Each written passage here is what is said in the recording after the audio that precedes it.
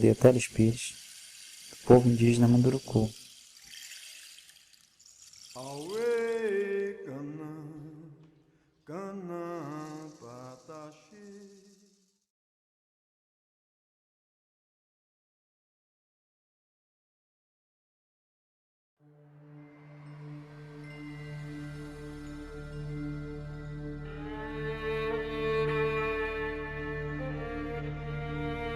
Parmi la multitude de langues qui sont parlées aujourd'hui dans le monde, 12 seulement sont dites sacrées, parce qu'elles sont héritées des 12 races extraterrestres qui ont apporté leur ADN à l'homme au cours de l'histoire.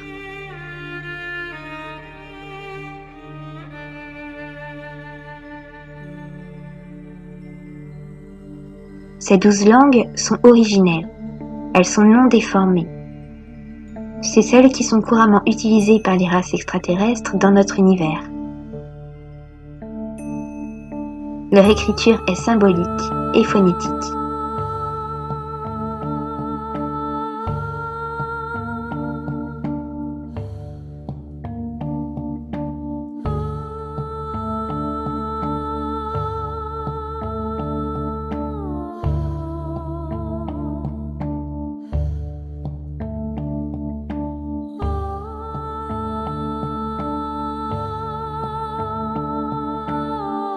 À côté de cela, il existe toute une variété de langues qui sont apparues au fil des derniers millénaires. Les premières ont été créées il y a plus de 4000 ans à la chute de Babylone. Elles proviennent d'une seule et même langue, une langue sacrée, utilisée par les Anunnaki à l'époque sumérienne.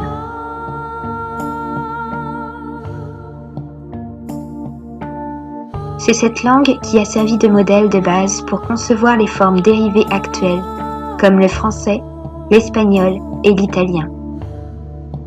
Toutes les langues latines proviennent du latin, et le latin provient du sumérien.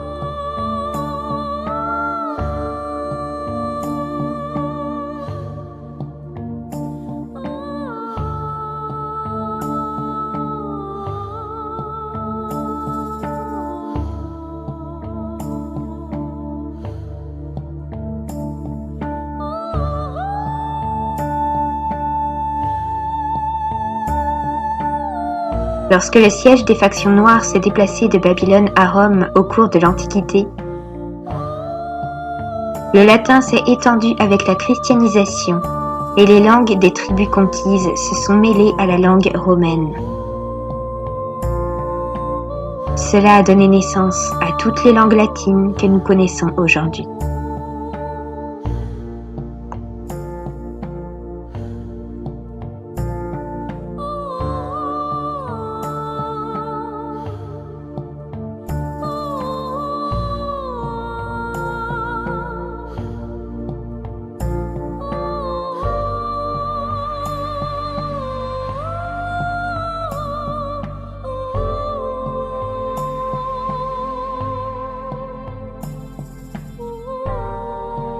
À l'origine des 12 langues sacrées qui sont parlées par les 12 races extraterrestres ayant participé aux ensemencements sur Terre, une première langue existait bien avant. Il s'agit de la langue originelle, la langue de Mua. Elle est apparue il y a bien des éons avec les Elohim dans la constellation de la Lyre. Les Elohim forment l'une des 3 races fondatrices originelles de cet univers. C'est l'une des premières races nées de l'énergie mère de la Voie lactée, grâce au travail remarquable de l'ordre d'Émeraude. Ils ont composé la langue Mua pour faciliter les échanges entre eux, au sein des dimensions inférieures à la 12D, et la langue Mua a produit de nouvelles langues qui ont évolué avec le temps.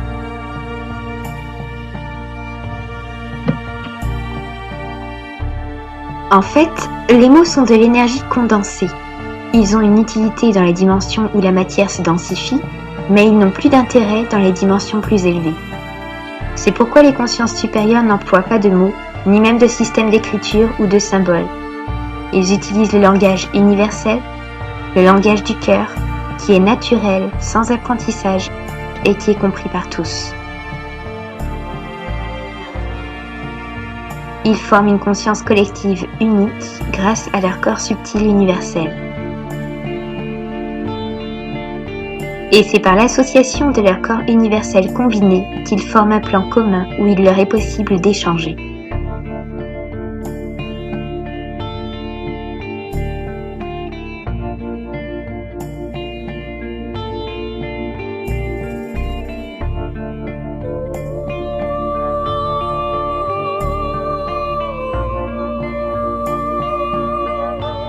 Parmi les indigos actuellement incarnés sur Terre, certains ont comme mission principale de canaliser les paroles et enseignements apportés par leur famille galactique à travers des sortes de téléchargements. C'est un type de contrat spécifique, prévu avant l'incarnation. Il permet de réceptionner les transmissions émises par la famille d'âmes avec le plus de pureté possible, en conservant les mêmes sonorités et vibrations. Ces indigos sont en quelque sorte des antennes relais ou des réceptacles d'informations. Avant de venir sur Terre, ils ont été entraînés par l'Alliance des Gardiens, le groupe d'êtres qui protège les secrets de l'ascension et les portails planète Terre des races invasives dominantes.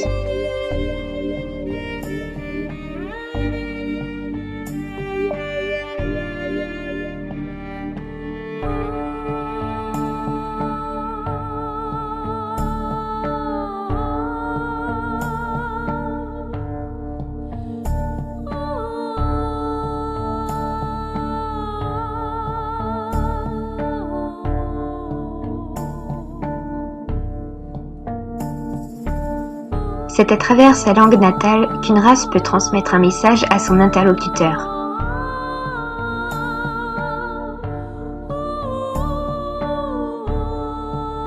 Ainsi, on voit les Pléiadiens communiquer avec Barbara Marcignac en anglais,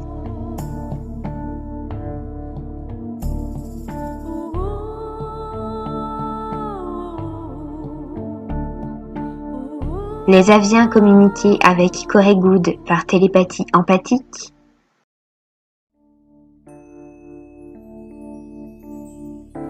les Humites communiquer avec des lettres scientifiques envoyées à leur destinataire,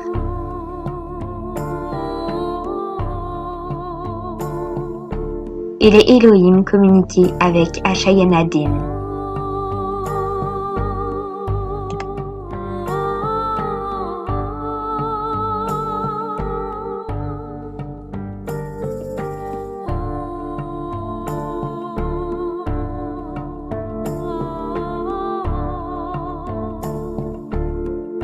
Chaque mot prononcé envoie une vibration dans l'univers. Chaque mot porte une vibration de forme qui interagit avec le tout.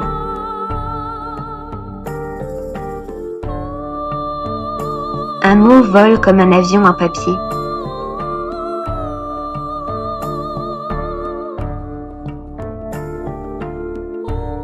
Glisse dans l'atmosphère.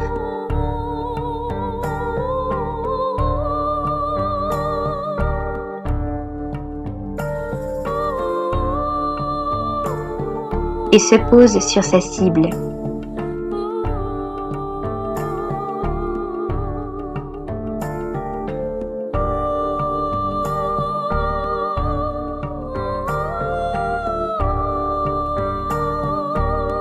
Lorsqu'il est employé pour critiquer, c'est une flèche empoisonnée.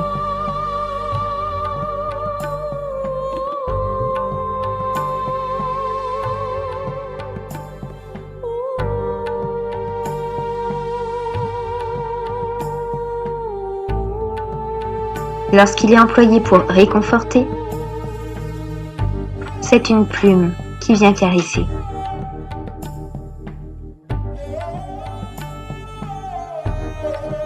Même si nous n'en avons pas conscience, parler est une forme de magie. Nos phrases sont des formules qui viennent blesser ou soigner, détruire ou construire. Nous utilisons la magie noire lorsque nous émettons des critiques négatives et des jugements, qui transpercent comme des lances les corps énergétiques de la personne visée et l'affaiblissent jusqu'à la rendre fragile ou enragée. À l'inverse, c'est la magie blanche que nous utilisons Lorsque nous souhaitons le bien-être d'un proche, prions pour son bonheur ou récitons des poésies amoureuses à son égard. Ainsi, il n'est pas difficile de comprendre pourquoi la société nourrit la population de critiques malsaines régulières. Avec un choix de films violents, de gros titres provocateurs et de chansons tristes, les hommes restent captifs d'un jeu de guerre énergétique. Observez vous-même. Combien de fois croisez-vous les mots danger, interdit, attention, meurtre, assassinat, mort ou guerre dans la même journée?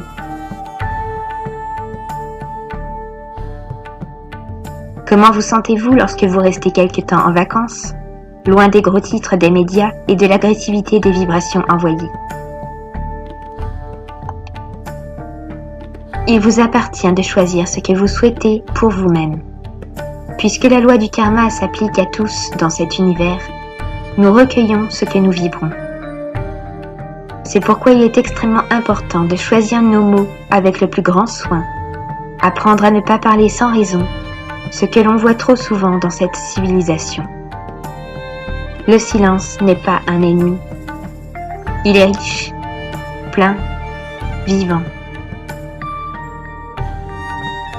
Prenez le temps de vivre, de ressentir les mots. Goûtez consciemment à la douceur d'un je t'aime. Je m'aime.